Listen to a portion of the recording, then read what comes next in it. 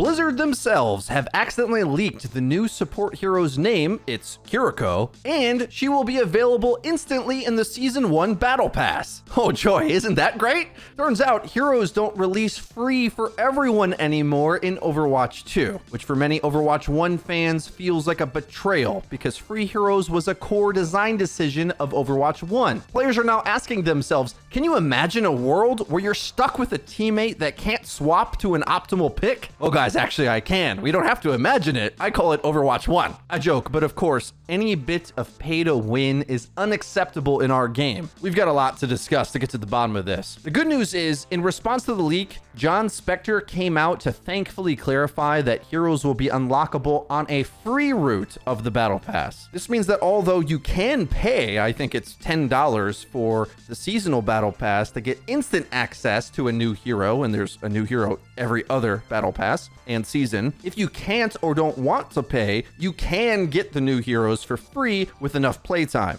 Now, who knows how long that takes? We'll have to see. The thing that's really bad about this is that maybe Blizzard thought it was obvious that with a free-to-play announcement that heroes might have a play or paywall. It was by no means obvious to Overwatch 1 fans. Only hearing about this core design change mere weeks before launch is utter BS. And it could have even been pushed later if it was later to the month. This was leaked. They were forced to talk about this. Worse yet, we played multiple betas for the new game, and it looked so much like Overwatch 1, we reasonably assumed that the new content is for everyone rule was going to stay, because we had no indication it was changing. That communication blunder should not go unnoticed. It's every bit as BS as when they randomly decided to turn off content for Overwatch 1, because oops, sorry, we didn't manage our workload properly. Not our problem, Blizzard. While I want lots of content, and Blizzard needs to pay lots of devs to make it, so obviously they have to charge for something.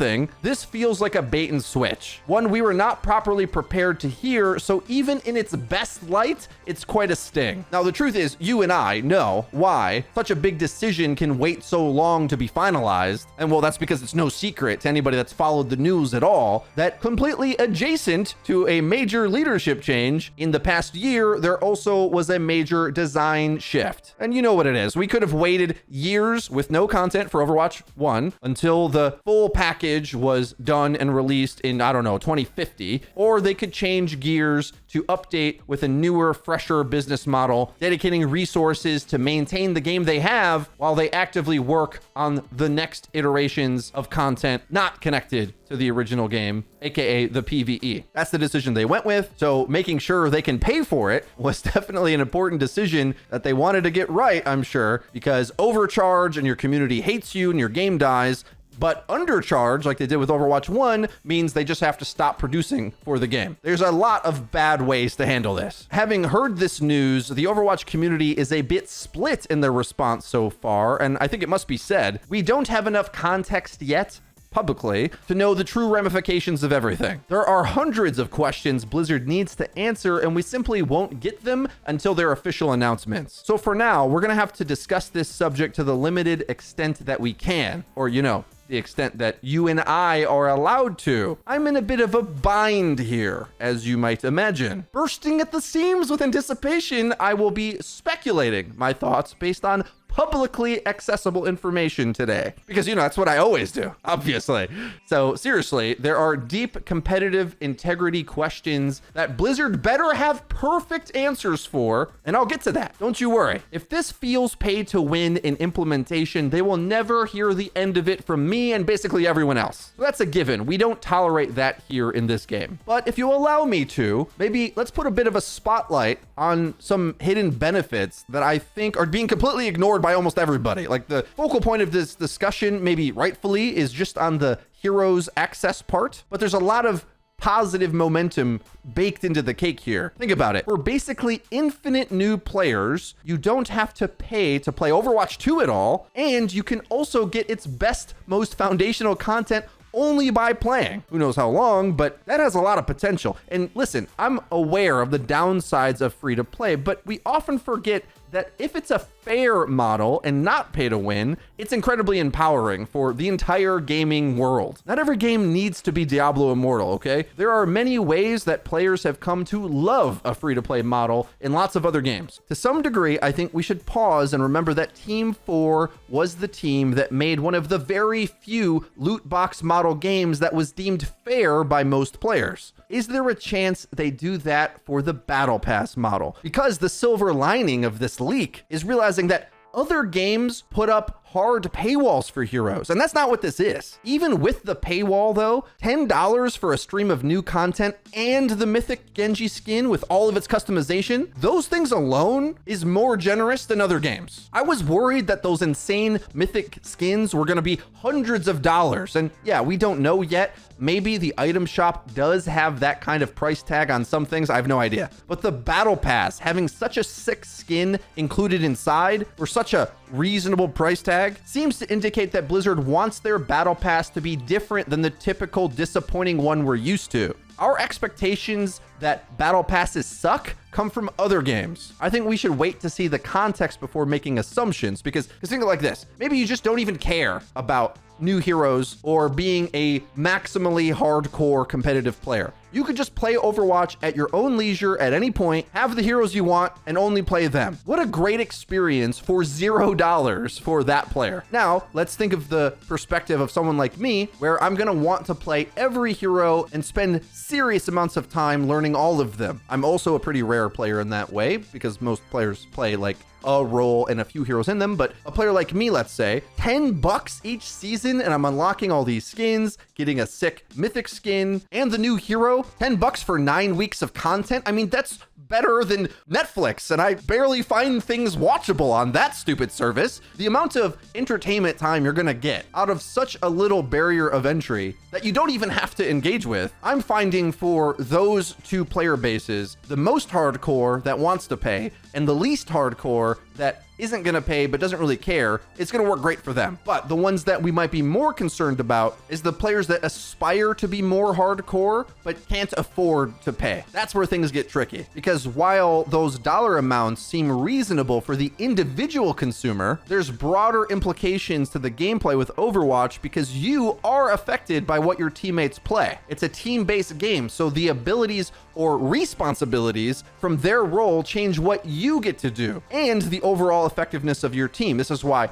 everyone would be so mad at the idea that someone on your team simply wouldn't have access to powers you might need to win the game. Of course, this is my biggest gameplay worry, and I've come to word it like this. This is especially important because this is a new concept different from Overwatch 1, and we're going to explain why it's different. The power of counterpicking increases proportionately to the gap of options between teams. Okay, that's a little confusing. I'll repeat that. Let me rephrase it a little bit. You gain more power the more options you have and the enemy doesn't have to respond with. So as an example, if you have 5 extra options and the enemy only has 1 extra option, you have way more power, exponentially more power. And as that gap increases, it accelerates. That in theory could be much, much worse than Overwatch 1. Because funnily enough, because both teams had all the same heroes to counterpick mid-match, oftentimes counterpicking was useless because 2 players could pick and spawn holding tab and just neutral each other out. It's funny because there's like a semi-dedicated Overwatch player base that believes counterpicking is like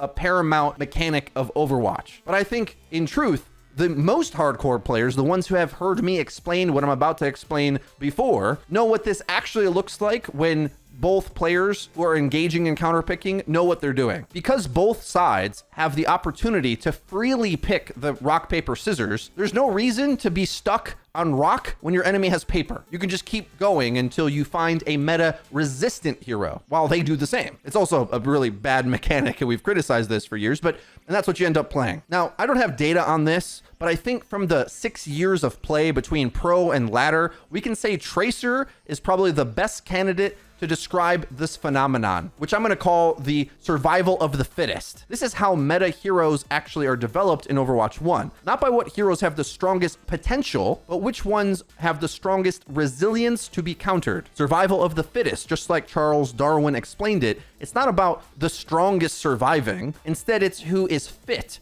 to survive in the environment. Overwatch meta works the same way. But a big part of that, because you can so freely pick, if half of the roster is deemed counterable, they're just like not really meta options. Now, the lower ranked you go down the tiers, I think the more open that gets. So much so you might say all of ranked. This is nowhere near as strict as I'm trying to make it seem, because of course, Doomfist can outplay a stun and Pharah can outplay a sniper. It's never black and white. But to try to properly criticize the idea of some players having heroes others don't, we have to imagine how bad it could be. But here's the major difference. In Overwatch 1, you always had the same number of cards to play, no matter what, which means if you have the skill to play the cast, in theory, you could. Again, in theory. The dream and reality is quite disparate on this point, but we'll stay in criticism mode for this section. A nightmare scenario could be that Overwatch 2 could be a game where as time goes on, some players have a growing advantage over others. More cards to play in their deck, so to speak. If you have more tools to counterpick, you have more strategies to run, which means Blizzard is playing with fire with these types of ideas. Okay,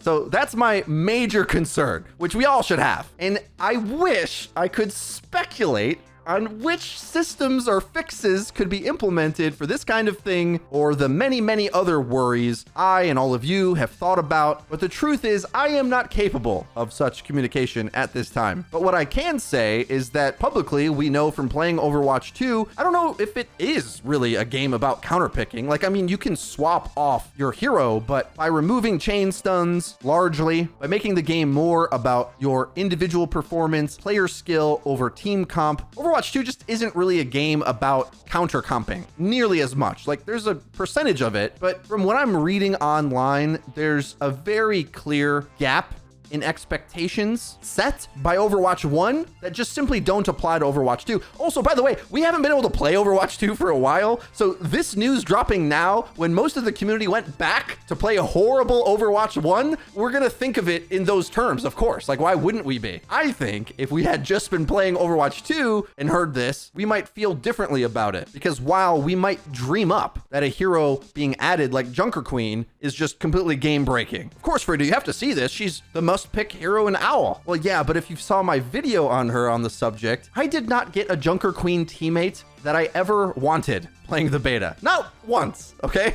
I played her okay myself, but like we said in the video, worrying about the full team format problems is completely different from the average player experience. So in the same way, as long as heroes are more execution dependent rather than skill set, I exist and counter half the roster like they eventually became in Overwatch 1, I think your perspective will change quite drastically on this. And that might be enough to convince you just there, but I've also thought through many things Blizzard has said publicly over the years that might help inform why they wanted to go this direction. They have the data on this. This is something they take very seriously to figure out how to give the consumer what they want. They want you playing their game, believe it or not. As they've said, most players play a vanishingly small hero pool out of the total, regardless of rank or meta. Hero preference contributes to a much bigger percentage of pick rates than you think. Although some, like you and me maybe, will try to learn the best heroes for the meta to gain as much SR as possible as easily as possible, most players don't do that. Interestingly to me, familiarity with a playstyle has always mattered more to a player's performance than the meta. And we're talking about the medal ranks here, aka 90% of players. This is why Reinhardt, through the history of the game, was a great medal rank hero, because he's fairly straightforward to play around. And without him, a lot of players feel naked, so much that they often can barely play the game without him, even when he's considered an objectively throw pick at higher tiers. And I think the same idea is going to be in reverse for a hero like Junker Queen, where you're just going to straight up not want her on your team at lower tiers. It's like, please just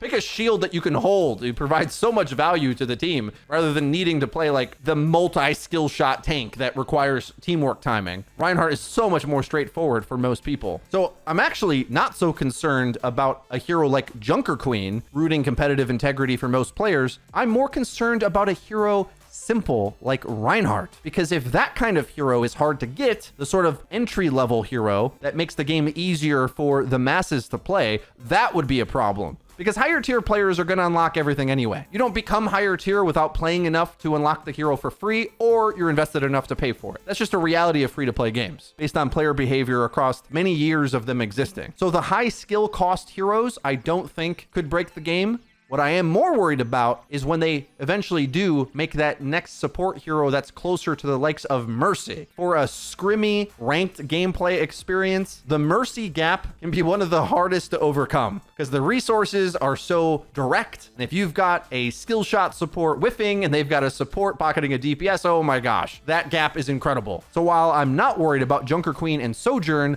I am worried about like a hero like Moira. That would feel pretty pay to win for like a gold player. And trust me when I say we're going to be watching carefully to make sure Blizzard is attuned to these differences across the different skill tiers. I think a lot of players have forgotten early Overwatch 1 because we've gotten so many heroes and years of Overwatch that are in the new era that maybe many of you don't even remember or were not even there when the game launched. So the RPG team comp builder Overwatch is the one most people know now. But the truth is Overwatch 2 plays much more like Overwatch 1 did at release, and that's amazing. Before it had deliberate rock, paper, scissors DLC heroes. Early Overwatch 1, you of course felt like you could swap, but it wasn't so much that you had to in a lot of situations. That's what 2 feels like, and it's better for it. Overwatch 2 has limits and design on it that make your player skill matter far more than your hero choice, at least in relationship to late Overwatch 1. Now, a reason why they might not have wanted to do this in Overwatch 1 is because they intended you to play lots of heroes, but that's not what ended up happening, right? So this new route, it's actually going to be harder to play more heroes, I think, because the skill set demand of each one is so precise that you might not even want to swap off your smaller subset of heroes. It's like more being designed for the player base we have. Whereas in Overwatch 1, many times you probably should just pick the easy OP hero that creates the meta comp. All this is important because the reality of how players play is significantly different than the dream Overwatch 1 was sold on originally. A dream a lot of players still cling to no matter how much evidence piles up against it. The 5v5 changes felt similar, where so many players cried over losing tank synergy. But I felt like in Overwatch 1, if your tanks had synergy and the enemies didn't, it was a free win. Often just because they picked tanks that played together and the enemy's tank line was countered. Overwatch 1 was filled with scenarios like this where just picking the right hero had a stupid high impact. Rock, paper, scissors picks is not what strategy looks like to me. The ease to counter an entire playstyle with an ability is not strategy, it's cheese. Strategy is what we've seen in the first 2 patches for OWL. Of course, not the current one, but for a while there, even on patches that we thought were broken, there was a map-based meta where you could choose to mold a comp around a map's geography, and multiple strategies were obviously viable. At least you could pick a map and know that certain heroes would be biased on it. That's the game we've been asking to play for years. And we haven't even heard how we're going to be able to curate playing maps, but they said that's coming too. So I know many of you probably wanted me to be so much harsher in this video, but this hasn't revealed to me any over-the-top predatory monetization. And while there are gameplay concerns, those exist with any game. And it's not like we had a utopia of gameplay before. It's too complicated of a system to make it perfect anyway. It's not going to be perfect. The truth is, nobody really learns all the heroes. Anyway, nobody has the skill to play all the heroes functionally. I try to, and the best I can do is get like masters and a bit into GM with that strategy. It's a horrible way to play the game. I'll remind again, we will stand against anything that feels pay to win in Overwatch 2, but at the moment, I think instead of being pay to win, it just leans towards the reality of how Overwatch is played rather than the dream that was created for it but never came to fruition anyway in the first game. All right, I'm just gonna be real with you guys for a moment. The last few months have been hard for me. This last section of the video has nothing to do with any of this. Okay, so you can click off if you're disinterested in what I'm about to tell you. I just want to tell you guys a completely fictional story. It has literally nothing to do with this subject. This is me being a creative writer making a completely fictional story about someone else. Okay, this is it. A soldier goes off to war to protect against an invasion of his people. War is hell. War changes you. You see and experience despicable things, but you must be strong and fight. Because someone has to. Someone has to bear the burden. So the soldier fights. The soldier stays strong. The soldier overcomes, and the soldier wins. Returning from war, battered and bruised, for the first time, the soldier opens the door to see his lovely daughter. Bright-eyed and optimistic, she hugs him, delighted to finally see him after a long absence. With pure innocence, she asks, "How did it go, Daddy? Did you win?" And after a long journey, all the soldier had wanted was to ignore and move past and forget the horrors he had faced. But due to the devotion to his daughter, he is forced to remember the tragedy that he just left. The pain creates a migraine in his head and pain in his heart. He goes into a catatonic state and is placed back onto the battlefield, where he is swarmed with the emotions of the horrors he endured. "Daddy, what's wrong?" the daughter asks, but he cannot respond, because any mention of the truth would destroy her innocence. The father wants nothing more than the best for her, and so in the end, he must wipe away his tears and force a smile and tells her, "Nothing, dear. We won. You, Mama, and all your friends are safe now. We won."